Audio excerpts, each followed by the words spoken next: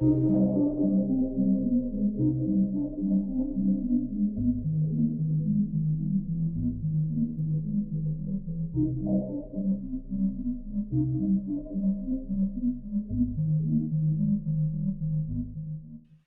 ghosties. You're listening to Not My Ghost.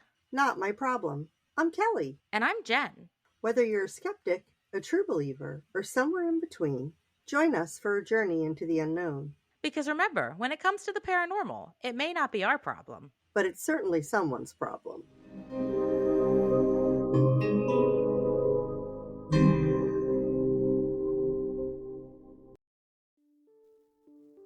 Are you interested in the unknown, unsolved, unseen? Then join us. I'm Frank. And I'm Sage. Every Monday as we look into the world's most perplexing mysteries. From the Yeti of the Himalayas to the UFO crash in Roswell. To the haunted halls of Eastern State Penitentiary. Or exploring the kidnappings of the Beaumont children. We have something special for everyone. Find Unknown, Unsolved, Unseen podcasts wherever you listen to podcasts. And remember, to look for the unknown, the unsolved, and the unseen.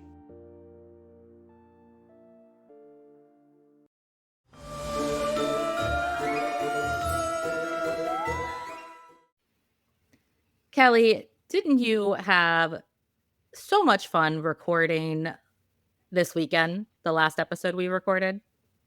I haven't had that much fun in a very long time. Me either.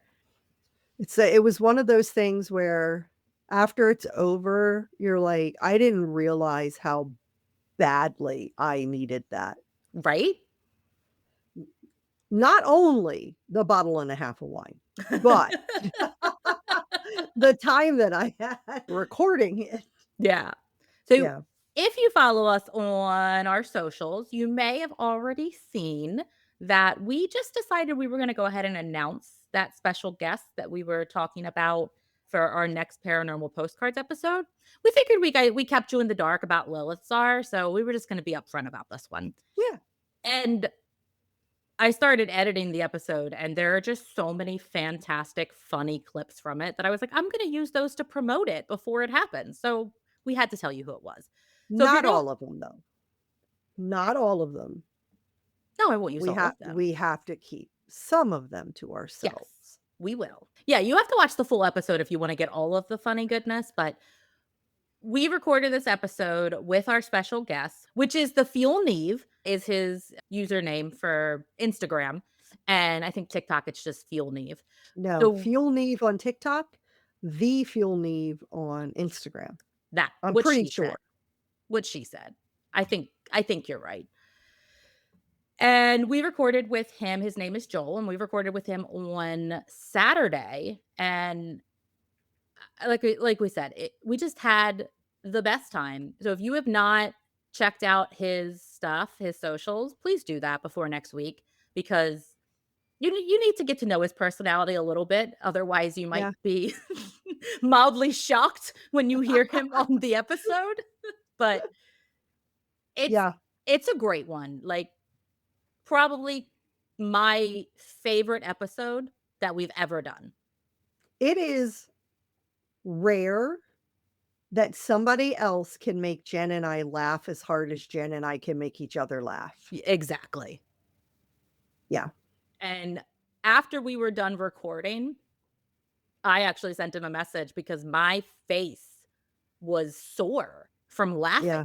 I do not remember the last time that like my cheekbones hurt because I laughed so much. It was a great experience. Yeah. So yeah, go check him out. You may, we don't know yet, you may be able to watch the video. Maybe. On YouTube. We Fingers are still crossed. Assessing the situation. And my editing skills. But we did record it all on video. We do. And it's something we're shooting for. We're shooting for eventually having all of our episodes. Yeah, so you can see our beautiful faces as we talk to you and go off on random tangents. Yeah. It does suck for us a little bit because it means that we have to, look presentable, and I can't be in a like a wearable blanket with my True hair story. standing straight up and yesterday's makeup running down my eyes. Usually when we record on a weeknight, I'm okay because I'm usually somewhat presentable in case I get a video call at work. It's the weekends when we record at like 10 a.m. on a Saturday where I like roll out of bed, 10 minutes before we record. That's gonna be the struggle. Yeah. If Eventually, I though, I feel like we'll get to a point once we've done it enough that we won't give a fuck anymore and we'll just show up completely ourselves, no makeup, I don't know. maybe. I don't know. You're I've a lot seen younger. people. You're a lot younger than I am. Okay, fair. Yeah, Um, true. you still have your youth and your beauty. I'm a wrinkled old hag. Oh, you are not wrinkled.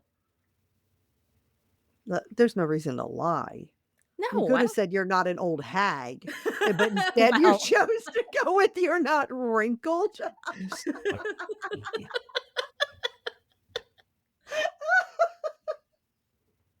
See what I mean? Jen and I make each other laugh.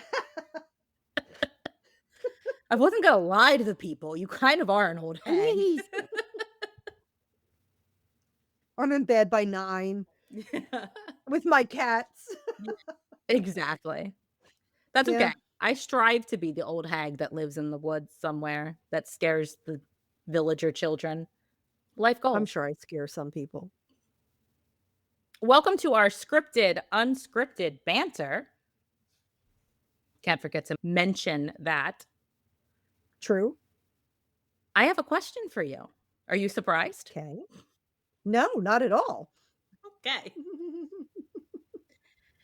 Do you think that the land or nature itself can hold memories similar to how people do?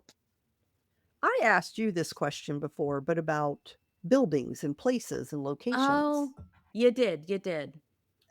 And you said you didn't think so. Did I? Not the not the buildings themselves.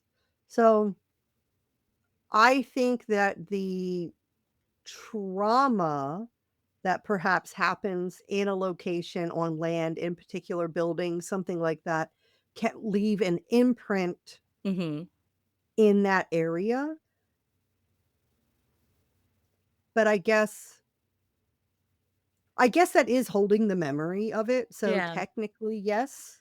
I mean, I feel like I probably said something similar about that, where initially I was like, "No, that's bullshit." But then the more I like talked about it and kind of Probably. talked through it, I think I updated to kind of. But yeah, I do think it's that trauma and like that can leave an imprint on an area. You know what this tells me? What?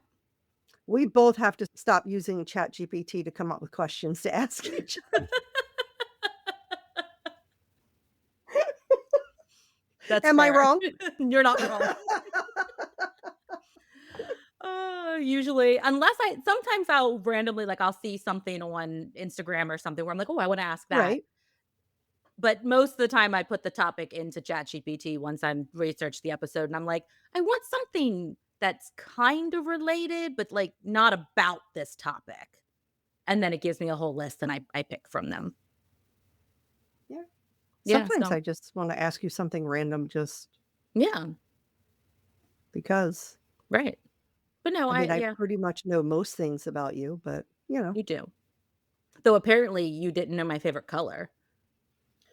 I said purple. No, you said I said black at black first. because you wear black all the time. I mean, fair. Okay, are you ready to dive in? I am. Perfect.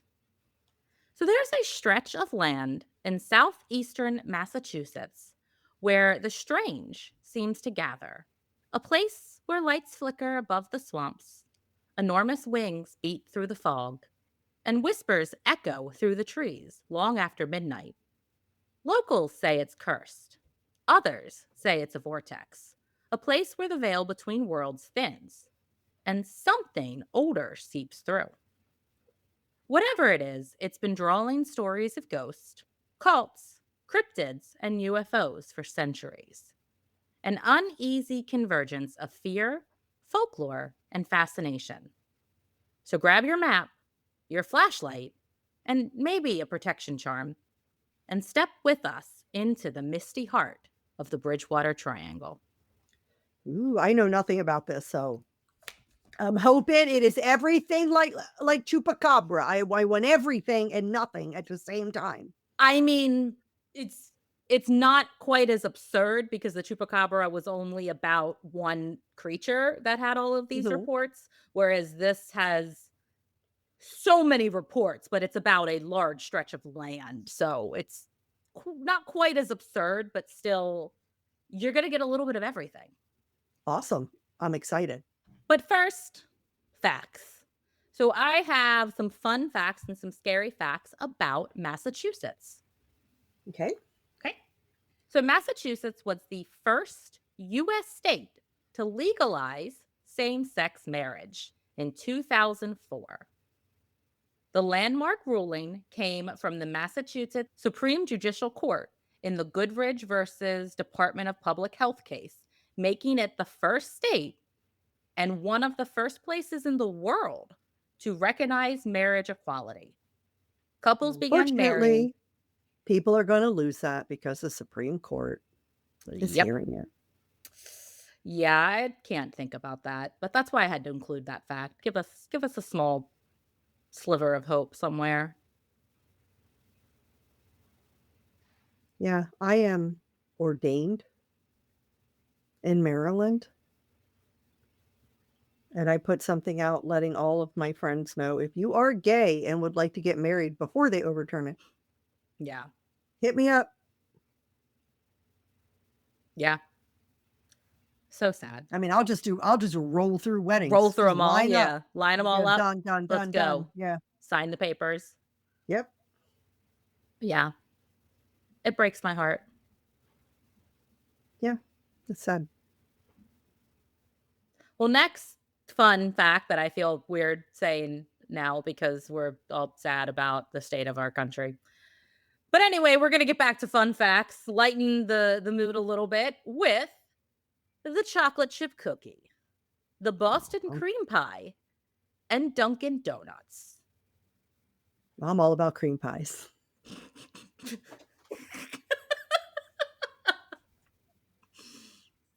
Boston or otherwise. Okay.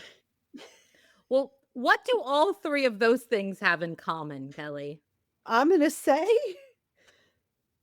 that they probably all come from Boston or the state. You are correct. They all originated in Massachusetts. So the chocolate chip cookie was invented by Ruth Wakefield in the 1930s at the Toll House Inn in Whitman. The Boston cream pie, which technically is a cake, was created at the Boston Parker House Hotel in the 1850s, and Dunkin' Donuts began in Quincy in 1950, where it became a New England institution long before it went global. Blaze's fiance, Becky, her grandmother, if you're all wondering who Blaze is, that's my son. Yeah. Her grandmother makes a Boston cream pie cake, Ooh. and it is so good. And one year, Becky mentioned how much I liked it. And on my birthday, Blaze's Oh, fiance's grandmother baked me one of those and sent it home. I love that. Wow, so good. Love that. Yeah. And our last fun fact is the state's highest point, Mount Greylock, rises 3,489 feet above the Berkshires and inspired Herman Melville's Moby Dick. Melville lived in nearby Pittsfield, where he could see Greylock's misty peak from his study window. He once described the mountain as looking like a great white whale, an image that helped spark the creation of one of America's most enduring literary symbols. Have you ever read it? I have not. Have you? No. Okay. I didn't even fake read it. Like, it wasn't even something that was assigned in school. One time, I can't remember what the novel was. I think it might have been Lord of the Flies. Mm. I fake read it, and I had to write a paper on it, and no, not write a paper, I took a test on it, and I aced it. Amazing. Yeah, at least by the time I was in high school, like, the internet was a thing, so we could still Google Cliff Notes. Obviously, we didn't have, like, AI and all of that shit like we do nowadays, but you were still able to Google Cliff Notes, which was helpful. Yeah. We had to go check them out at a library. Lame. Old. Very much so. Yeah. Scary facts. The first American lighthouse was built in Boston Harbor in 1716, and it is said to be haunted by a headless keeper. The Boston Light still stands today on Little Brewster Island, guiding ships safely through the harbor. Legend says that one of its early keepers was murdered there, and sailors have reported a headless figure wandering the tower and hearing ghostly footsteps climbing the spiral stairs on foggy nights. Do you know what I'd like to hear a story of? What? A lighthouse that isn't haunted. Right? Do they exist? I I feel don't like think so. every lighthouse is haunted. I mean, skeptics would say every lighthouse, Yeah. but, you know, A lighthouse that's that doesn't have stories of being haunted. there you go. There we go. That's what we want. Actually, I don't Yeah. want that. I want them all to be haunted. What are we saying? Yeah, seriously. The Hoosac Tunnel, nicknamed the Bloody Pit, runs beneath the Berkshire Mountains and is one of New England's most haunted engineering feats. Construction began in 1851 and took over 20 years to complete, claiming the lives of more than 190 workers through explosions, cave-ins, and flooding. Even after it opened, workers and engineers reported hearing phantom voices, distant screams, and the echoes of tools striking stone long after the crews had gone home. And our last scary fact, the Berkshire Mountains in western Massachusetts are a part of the ancient Appalachian Range, dating back more than 400 million years. Formed when continental plates collided in prehistoric times, the Berkshires are older than the Atlantic Ocean itself. Today, the rolling peaks are home to forest, hidden lakes, and small towns steeped in folklore, a perfect backdrop for stories that blur the line between natural and the supernatural. Did you know Nope. that the Scottish Highlands are all a part of the Appalachian Mountains? No, but that's fascinating. Yeah. I think it's the oldest mountain range. Wow.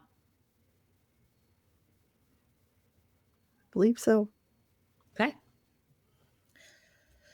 So, first, we're just going to talk a little bit about what exactly the Bridgewater Triangle is, because I know Kelly has no idea.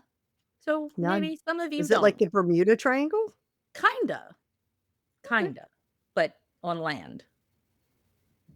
And people don't necessarily disappear. The Bridgewater Triangle is a roughly 200 square mile region in southeastern Massachusetts that has gained notoriety for its unusually high concentration of paranormal reports, unexplained phenomena, Phenomena. and folklore. The area was first defined and named in the 1970s by cryptozoologist and author Loren Coleman, who observed that many strange occurrences seemed to cluster within its boundaries. Teacher, I have a question.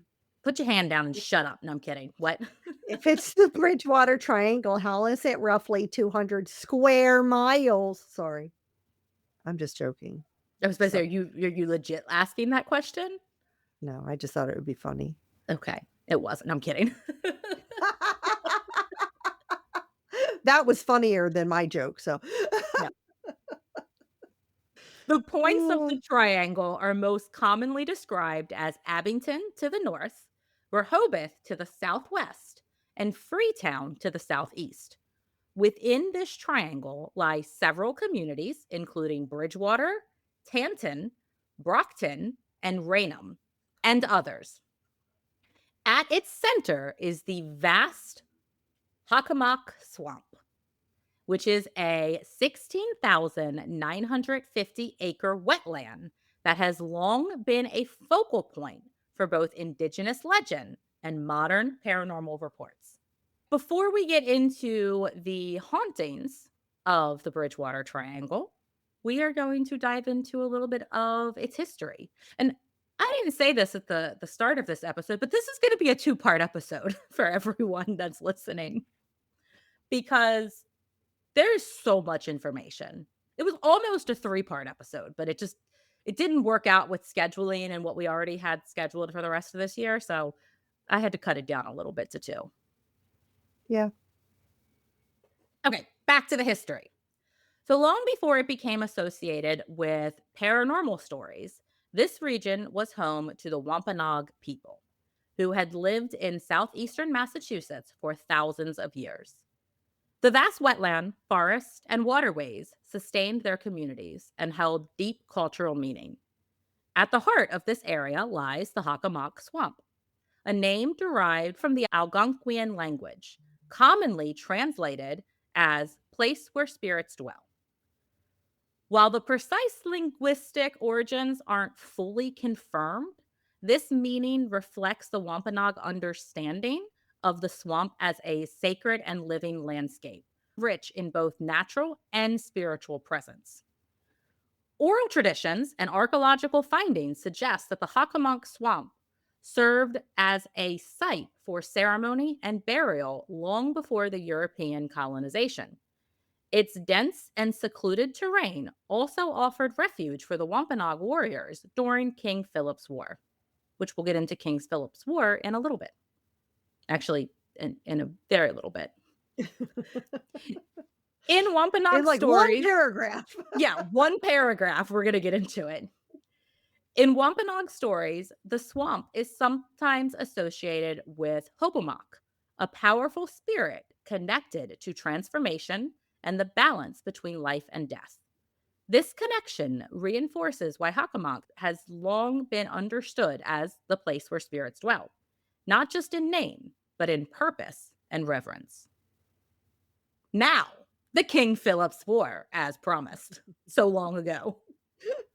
What was that again? What were you going to talk about? I don't remember. It was too long ago. By the 1600s, English colonizers had begun pushing deep into the Wampanoag territory, driven by their hunger for land, resources, and domination, and just generally being assholes.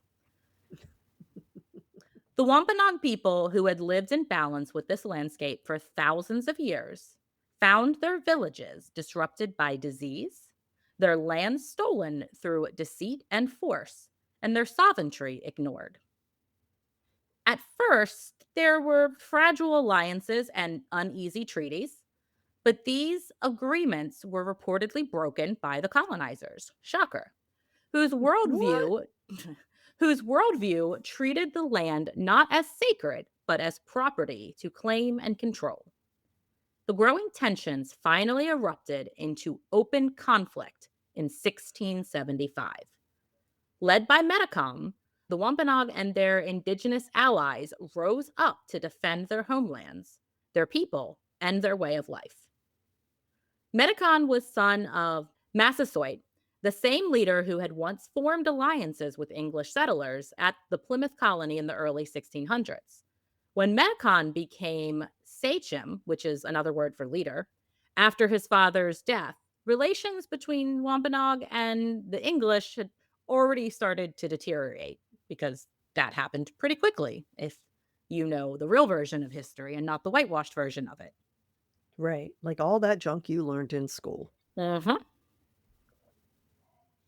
Colonizers had expanded their settlements into Wampanoag land, where they imposed English laws on native people and demanded submission into colonial authority. The English colonists, in their arrogance, often gave European names or titles to indigenous leaders. This was a form of linguistic and cultural dominance, a way to make native figures more legible or relatable to European society while stripping them of their real names and identities. Assholes. Pretty much. They began calling Metacom King Philip for several different reasons. One, English colonists were used to monarchs and a hierarchical system. So by calling Metacom King Philip, they forced him into their political framework, framing him as a king rather than a community-based sachem, which again, leader. But the title wasn't meant as respect, as you might think.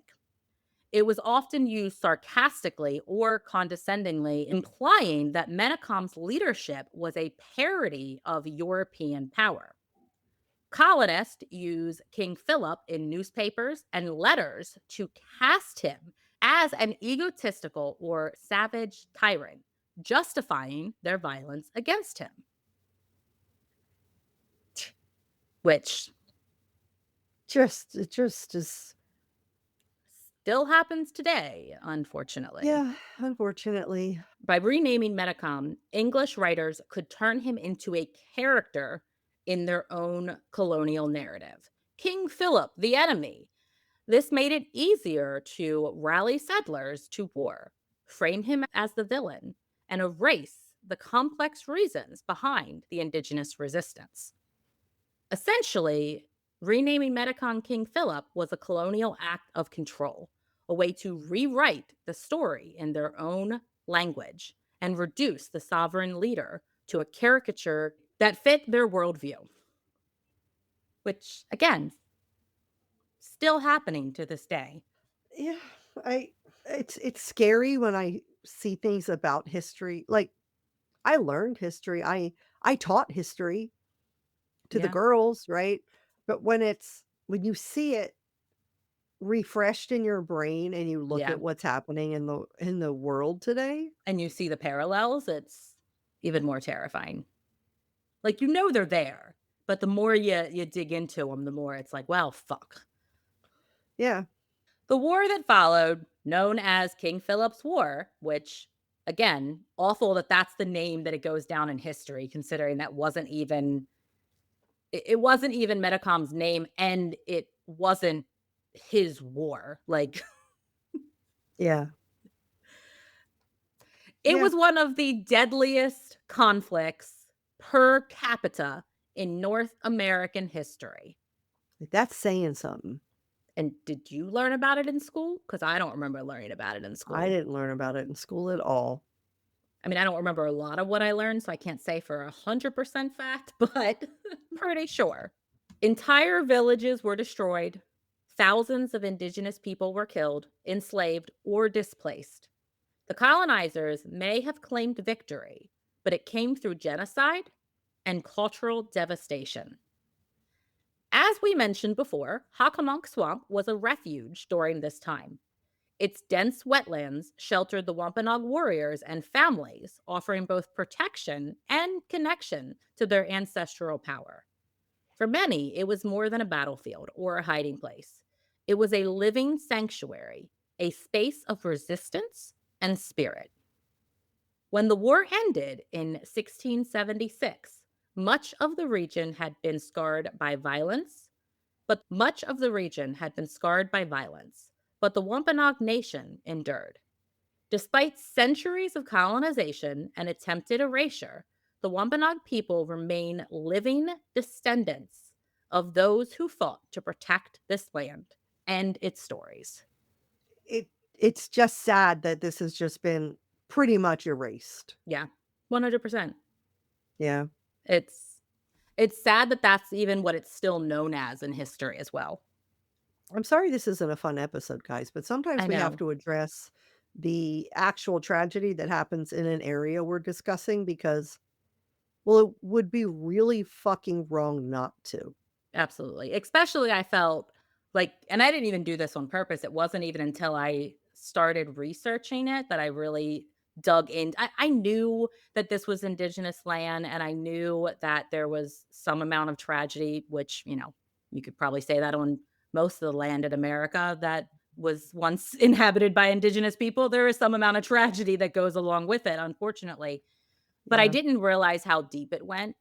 And that's why I really wanted to make sure I did this justice, especially with this month and being November and, leading up to Thanksgiving, because I feel like sometimes it just gets overshadowed in our whitewash version of history and Thanksgiving and the Indians and the uh, settlers had a wonderful meal and everything was perfect and great. And no, it, It's crazy because, like, families can't even have a wonderful meal at Thanksgiving, and you right? expect us to believe that You colonizers can't and go to Thanksgiving dinner Mm, without getting into an argument with your mega uncle. Did you that's really right. think these strangers that just showed up on this land and started taking over really sat down and had a pleasant, happy meal? I mean, I'm sure it wasn't all bad, but it was mostly bad. Right. And it was definitely framed, and it is still framed as a little bad and mostly good. But it's swapped very much so. Yeah, definitely. Okay. Off my soapbox. I'll put that away for now. It may come back out. We'll see. Because now we're going to move into the settlement and transformation of this land, which, sorry Ah. guys, it doesn't get any happier.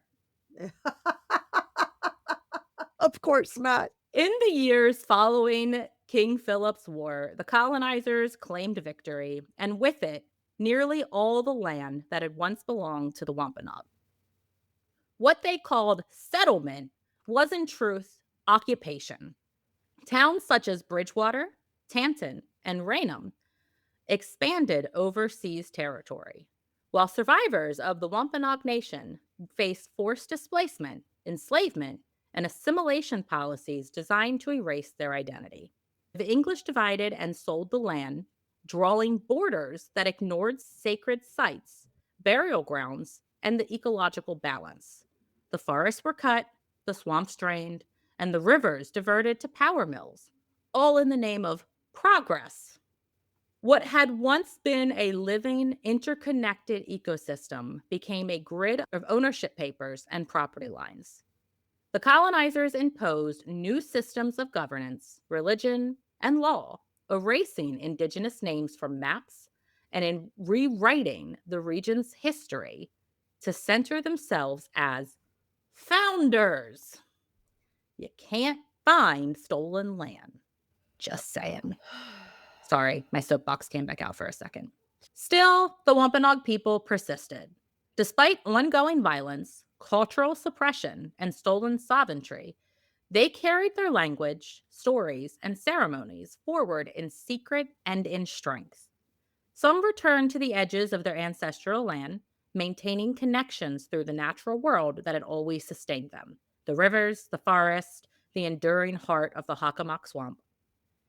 By the 18th and 19th centuries, the colonizers' descendants built industrial towns over what remained of Wampanoag territory. Yet traces of the old world refused to disappear. The wetlands and forest held memory, echoes of a time before colonization. These places, scarred by conquest but alive with history, would later become the backdrop for the legends and the hauntings now associated with the Bridgewater Triangle. I can't wait to hear about the hauntings We'll get and the there. stuff, Just a but little more tragic history to get into. Well, we're less tragic now. We're starting to get away from the tragedy okay. and more into the paranormal. But you're still not getting the haunted stuff this You're getting a little bit. I'm giving you a a little bit?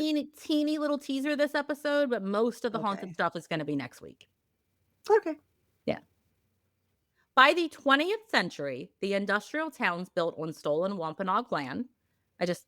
If you wonder why I keep saying that, I purposely made sure to repeat that type of wording throughout the episode, in case anyone was wondering why I was repeating myself.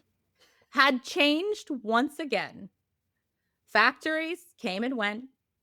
The forest began to reclaim old farmland, and the Hockomock swamp, long dismissed by colonizers as a wasteland, remained a wild, untamed reminder of what could never fully be conquered. Even as the descendants of the colonizers paved roads and built neighborhoods, stories about strange lights, spirits, and unexplained creatures began to surface. To some, these were just ghost stories. To others, they felt like echoes, the land remembering what was taken from them. In the 1970s, cryptozoologist Lauren Coleman coined the term Bridgewater Triangle to describe that 200 square mile region of southeastern Mass where reports of the paranormal seemed unusually high. His intent wasn't to draw hard boundaries, but to identify a window area, a zone where the strange Phenomena.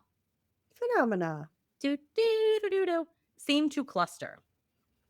But what many modern researchers framed as mystery or anomaly has much older roots. The so called triangle sits squarely on the same lands where indigenous people once hunted, gathered, prayed, and buried their dead, and where the colonizers committed acts of violence that reshaped both the land and its stories.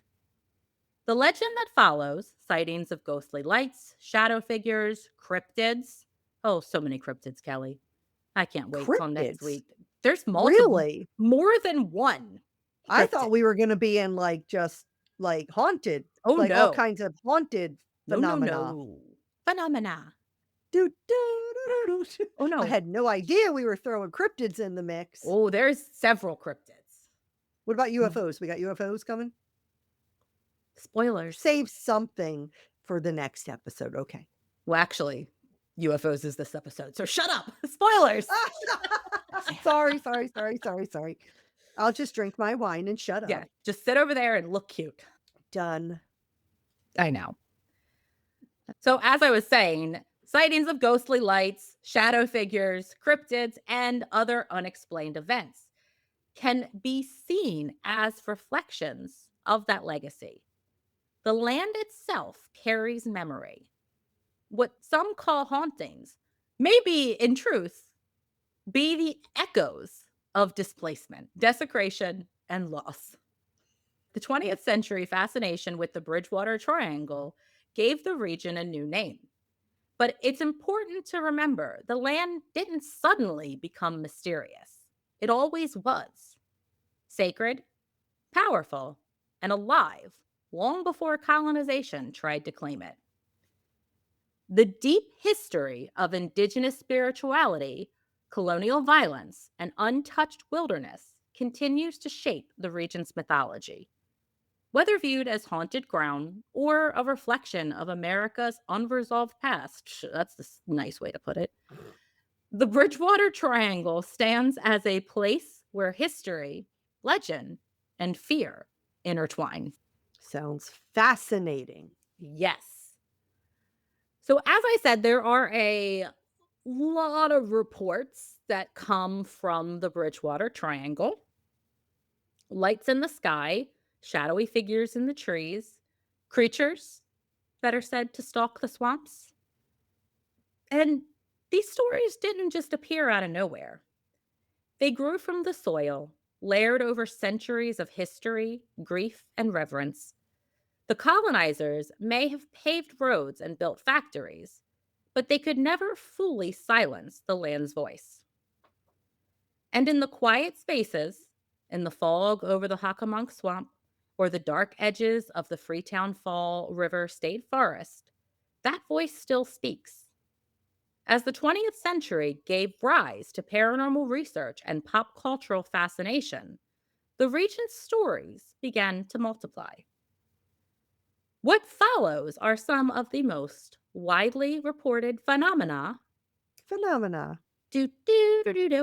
said to occur within the triangle. Stories that blur the lines between legend, trauma, and the living memory of the land. Let me ask you a question. Okay? Do you think, because it says that the activity is, they were blaming as the 20th century gave rise to paranormal research and pop culture, that the region stories begin to multiply. Do you Mhm. think a part of that is because fascination with it leading that to me is like fascination with it would be like more easily fabricated stuff. Like people want to see something, they want to experience something, so they stretch things. But what I'm wondering is if part of it isn't back in the day, if you said you saw strange lights in the sky or, Mhm. um, uh, I don't know, a spectral figure, you were considered a witch or crazy Yeah. or, a devil worship or whatever, that people experience those things maybe at the same rate back then. They were just too afraid to speak about it. Kind of like when people now say, "Well, everybody's autistic. It seems like everybody says they're autistic now." No, we've just learned more about autism and how it presents itself, especially in women, which was virtually not studied at all when I was a kid. And that is why more people are coming forward as autistic because we've learned how to Right. recognize it. You didn't Um, you didn't see an increase in autism, you just saw an increase in diagnosis. Somebody asked me if I thought Rebecca was autistic because I took Tylenol when I was pregnant, and I was like, "No, but it probably has a lot to do with the fact that her father likes to read maps and memorize them." Mhm. And you could drop him off blindfolded in the middle of nowhere and take the blindfold off, and he'd be like, "Yeah, if you go up here and take a right, there's 83, and we're gonna jump on that, we're gonna." Yeah. It couldn't have anything to do with her father or, Her I don't mother know, her mother. I don't buy it. both being autistic. Me? You? I don't know.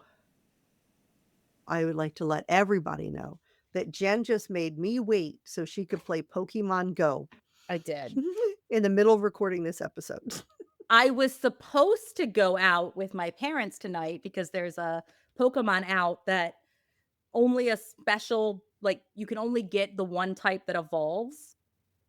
Like, it's rare to get, and he's in the spotlight tonight, so for this hour, he's popping more, but then when we had to cancel last night because I had to work and I had to reschedule, I couldn't go out, and they were literally driving around and right in front of my apartment and caught the one that they needed and figured they would be nice and call me and tell me to open the phone and see if I could catch it, but sadly, I could not. Well, as long as your priorities are straight. Yeah, you could wait, it's fine. Yeah, I can wait.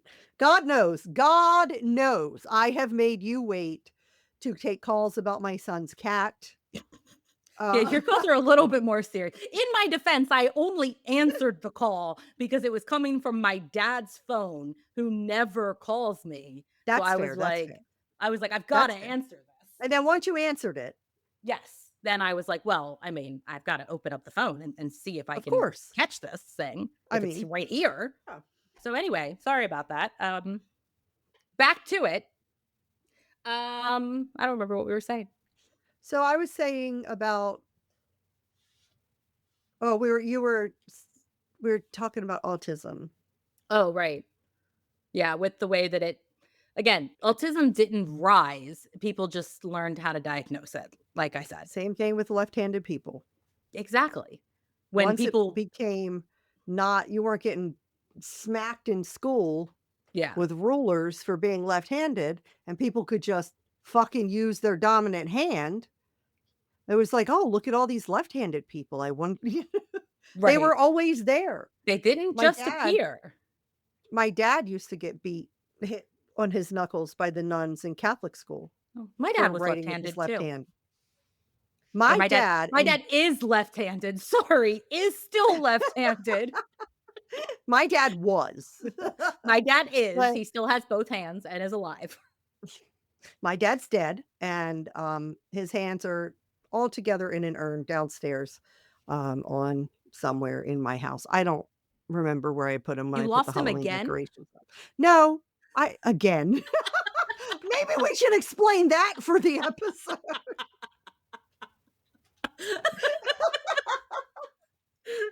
Maybe that needs some context.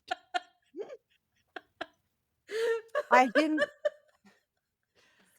I had a ring made with some of my dad's ashes in it.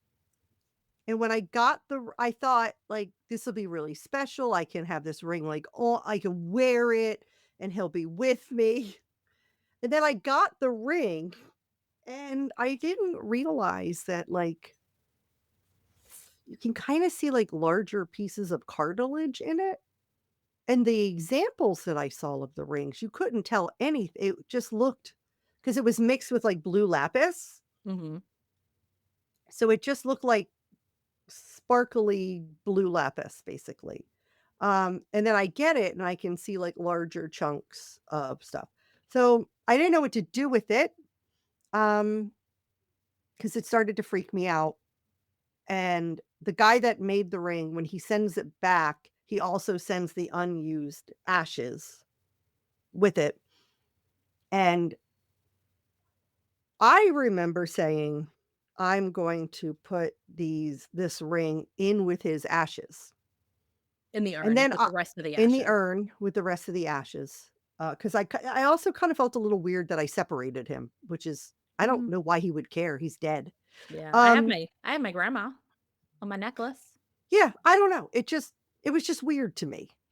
So I remember thinking I'm going to put it in the urn, but then I remember finding it in a file cabinet. And before Jen and I went to Paracon, I wanted to bring this ring with me. So, because I knew that there would be psychics and mediums there, and I wanted to have something of my dad on me. So, my mom's mom didn't show up. Uh, We and all know maybe how my that dad turned would. out.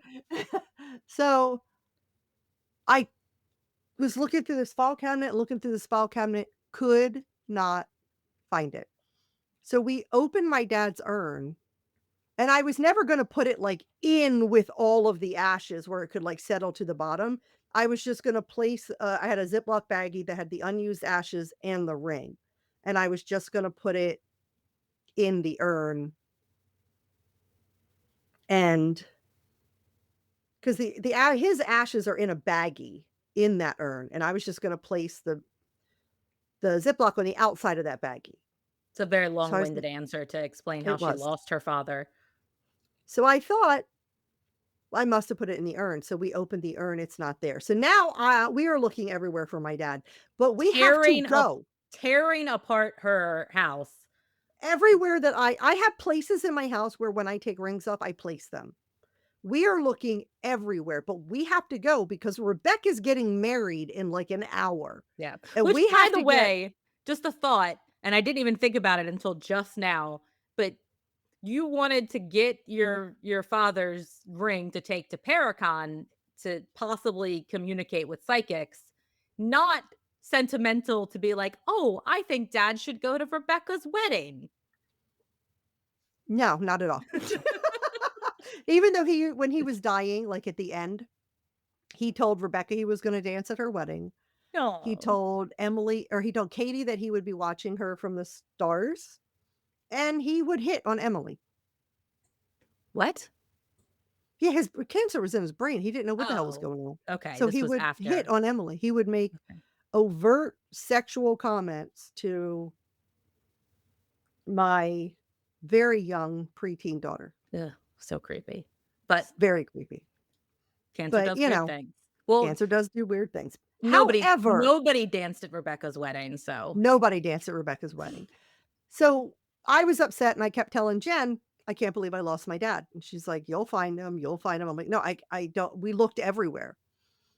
And I couldn't believe I lost my dad. And then randomly, like a month ago, maybe yeah. 2 months ago, I text Jen and was like, I found my dad. And I knew And exactly what she meant too. she's like, where was he? And I'm like, in an exact place that we looked multiple times. Why wasn't he there, Jen? I tell you all the time, my apartment, I think, is a glitch in the matrix. Maybe the same thing happened to you. Yeah. So I will no, look for something and it will check a spot that I know it should be and it's not there, and then I will find it in that exact spot 2 weeks later. There doesn't It's not logical. yeah. But no, I did not lose my dad again. Okay, that's good. Anyway, I don't even know how the hell we got off on this tangent. I don't remember either at this point. Y'all know what you get here. Just wait for Oh, next because your just dad wait till has both of his hands. Oh, yeah, that's right. Good job. Just wait till Just next wait. week's episode, y'all. There's a lot of tangents. A lot. Yeah, Um, but they're all oh, awesome. they very much Yeah. are. I'm not Again, quite done editing next week's episode yet, but, it is definitely going to be our longest episode, which yeah, currently Lilith holds the record. I think at, like, 130 something, if I'm remembering yeah, but this correctly. this stuff is too good to cut out. It is, I can't. There's not anything I can cut out. We recorded for over 2 hours, and there's just a couple of things I'm cutting out where we, like, said, "Hey, this isn't for the podcast," and said stuff to each other. Um, Right. at one time, I think I took a pee break because 'cause y'all need to know that. So I went to get more wine Oh, yeah. because I said, I'm going to get more wine. And he goes, no, don't do that. Oh, good Guys, times, good times. it's been a minute since I have drank on the podcast. It Legit. has. And she's drinking tonight too, Mhm. which usually it's a Tuesday, and usually I don't drink on Tuesdays, but I couldn't let my bestie drink by herself. No, because Jen's not a bitch. Mm. I mean, At least sometimes, not to but me. Some, not yeah. yeah. I mean, mostly to you, but Mostly, I guess, would be, yeah. But in a love loving. exactly, loving way. Yeah. All Anyway, right, let's get back to this podcast. rein it back in. Before we dive into our first paranormal reports, I'm just gonna play devil's advocate a little bit and give you the skeptical viewpoint of the Bridgewater Triangle. And now we are going to dive even more into the skeptical viewpoint as we talk about each reported phenomena. Phenomena. Do, do, do, do, do. We're going to say that word a lot in the next 2 episodes because there's a lot of reported Should we phenomena. have a phenomena? Do, do, do, do, do. Should we have a one phenomena Phenomena. per episode rule? No, Or it's should we impossible. just do it every time? It's impossible. No, I mean just one time that we react Oh, to it the way that we do. no, never. Never? Never. Okay. It was just a suggestion.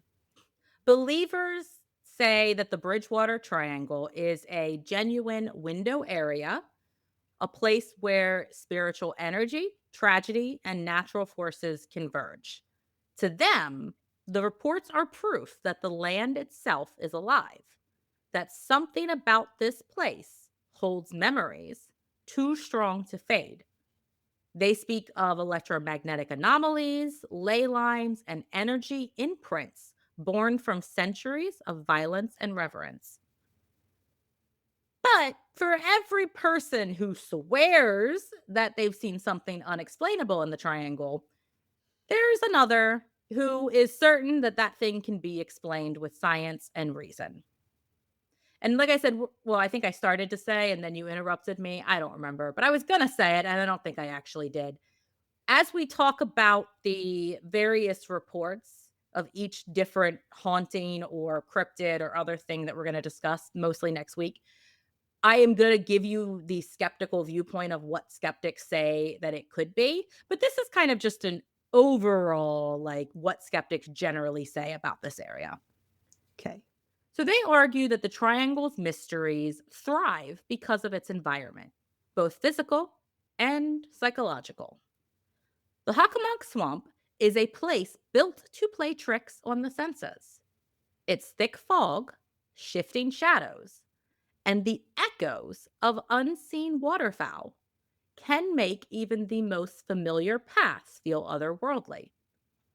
In this stillness, it's easy to mistake a sound of a snapping branch or a startled deer for something paranormal and unexplained. They also point to cultural and cognitive factors. Once the Bridgewater Triangle gained its fame in the 1970s, visitors that arrived expected to experience something paranormal.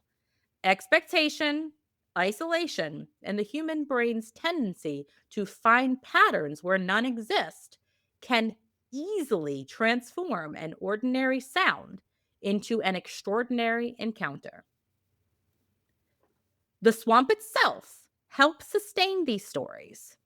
Its heavy humidity, unstable ground, and rapid plant growth erase footprints and distort sound, erasing evidence while amplifying imagination.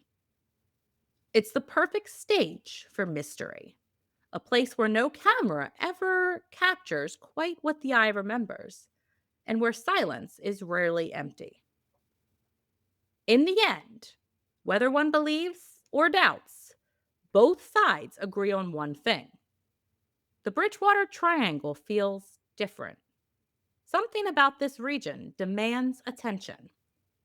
And whether that's because of energy, psychology, or history, no one seems to be able to walk away unchanged. I did so good not interrupting you. You did. I'm so proud of you. You said "In the End," and "In the End" is the name of a song that Ooh. Lilith Czar's husband's band Oh. sings. Okay. Black Veil Brides, "In the End." I've sent it to you. You Have you? haven't listened I to it. haven't. Nope, sorry. Anywho, before we end this episode, because I couldn't make this episode completely historical, I did have to give you a little dose of paranormal. One of the most enduring mysteries of the Bridgewater Triangle are the countless reports of lights and unidentified objects in the skies. These stories began circulating long before the term UFO even existed, and they remain some of the most frequently reported experiences in the region. Throughout the mid 20th century, locals reported strange lights hovering over fields, darting through the clouds, or reflecting off the wetlands of the Hockomock swamp. Witnesses described glowing orbs, triangular crafts, and pulsating beams of lights that would appear and vanish without sound. Some accounts described lights that seemed to react to movement, following cars, hovering above treetops, or shifting direction when approached. Others claim the objects made no noise at all, moving in ways no known aircraft could replicate. Did I ever tell you that my mom and my dad had a UFO story? No, I don't think. Well, I don't know, maybe. I say no, and then you start talking, and then I'm like, "Oh, yeah, you told me that." But go on. I was young when they told me this, so I'm sure I've got the details all kinds of wrong. Of I'm course. gonna say they were in the mountains, maybe like Skyline Drive or something like that. Okay. Um, and they saw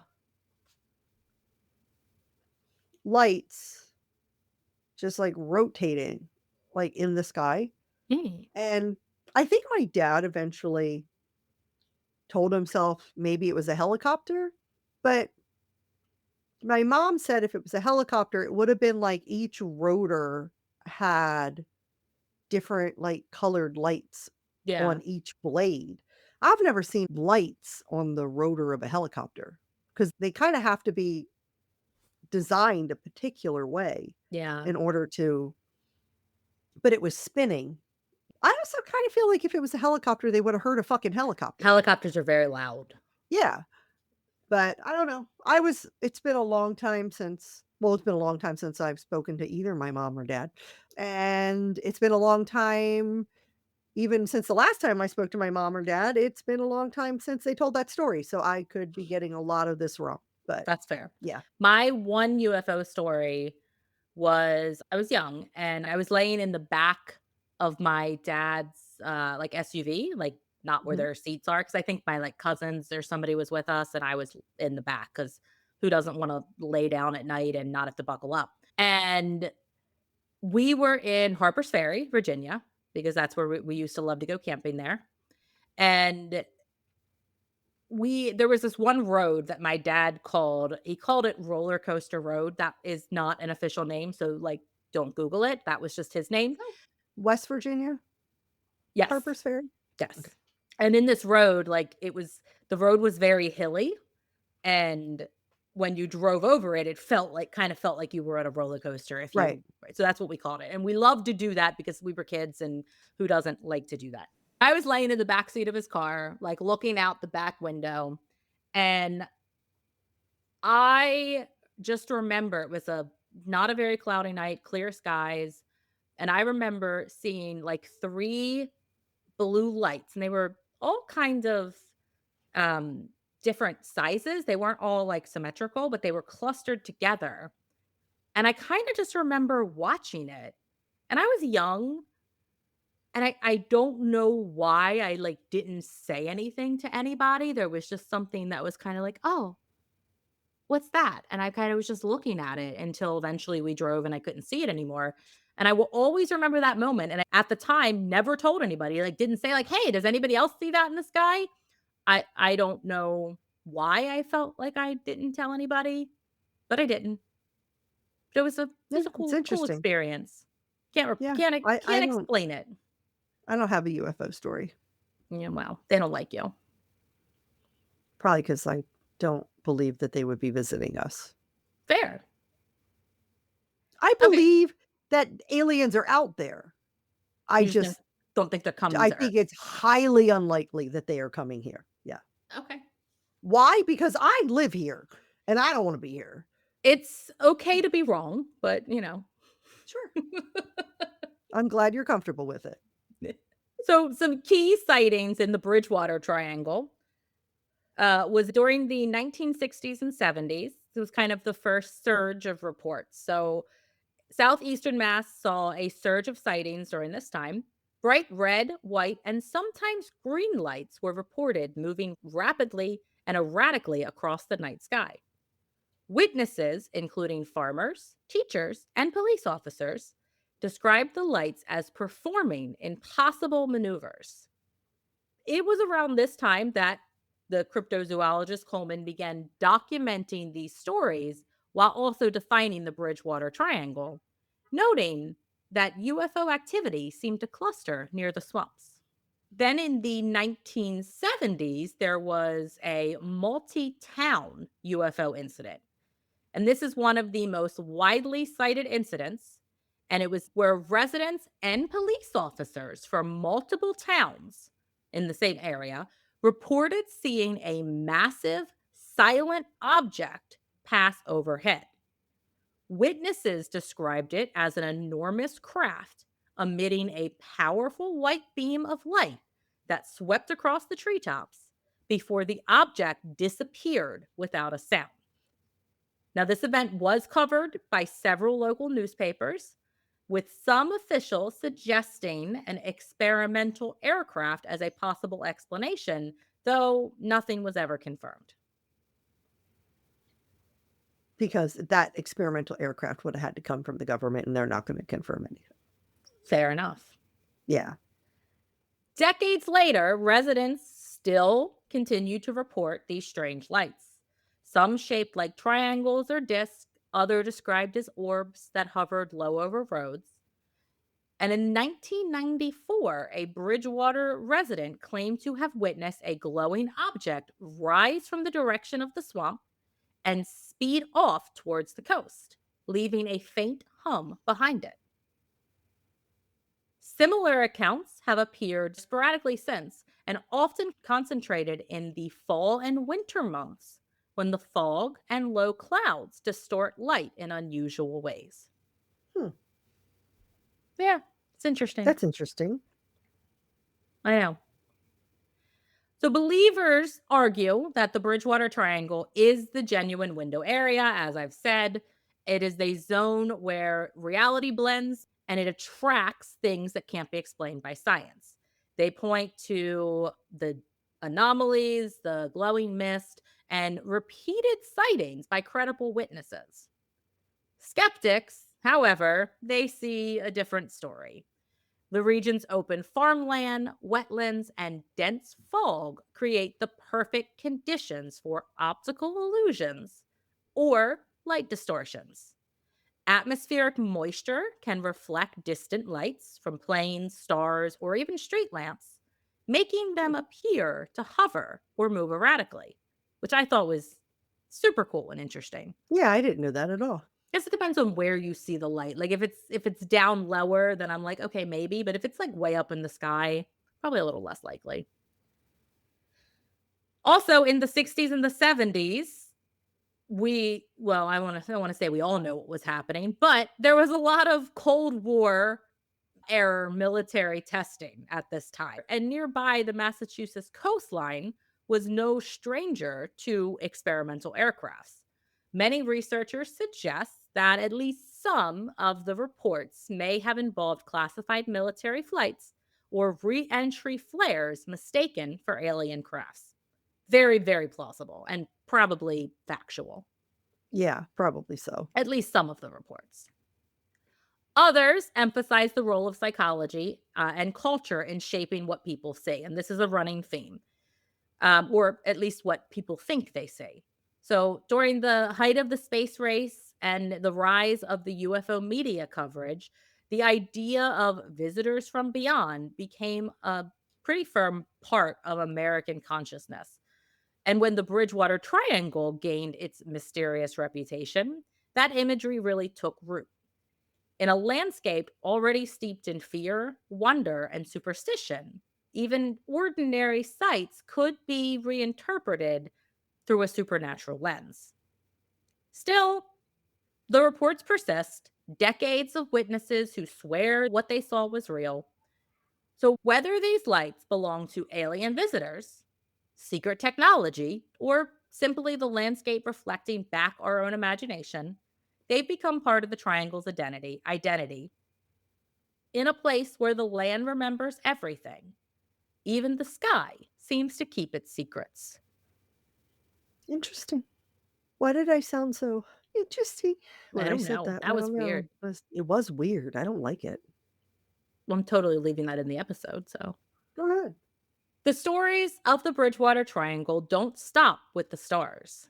For centuries, people have watched strange lights drift above the swamp, silent, deliberate, and unexplainable. Maybe they're visitors from somewhere else. Maybe they're reflections of something we still don't understand. Or maybe they're the land looking back at us, reminding us that what we see above is only half the story. Because for every mystery written in the sky, there's another waiting in the mud and the trees.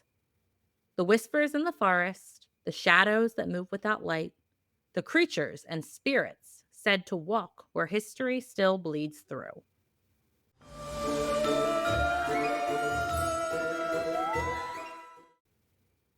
And that brings us to the end of part 1 of the Bridgewater Triangle.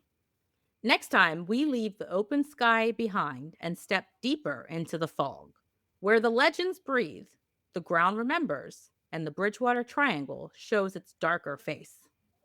If you love what you heard, please take a moment to rate, review, and subscribe to our podcast wherever you listen. Your support helps us reach more listeners and share even more spooky stories. Don't forget to follow us on Instagram and TikTok at Not My Ghost Podcast and on Facebook at Not My Ghost, Not My Problem. We post photos, updates, fun reels, spooky shit, and a lot more. So go follow us if you're not already. What are you doing? Seriously. Unless you're new here, then welcome and please go follow us. If you want even more ghostly content, consider joining our Patreon, the patreon.com/notmyghost, We have some fantastic exclusive perks for our supporters. And if you have ever had a spine-tingling paranormal encounter, share your story with us at notmyghostpodcast@gmail.com, and you will hear it featured on a future episode. Unless it sucks. We don't have enough stories to be that discriminating.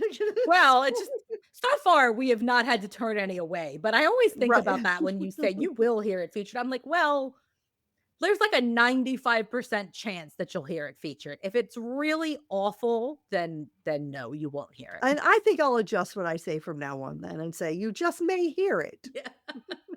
We don't wanna make promises we can't keep, Kelly. That's right, that's right.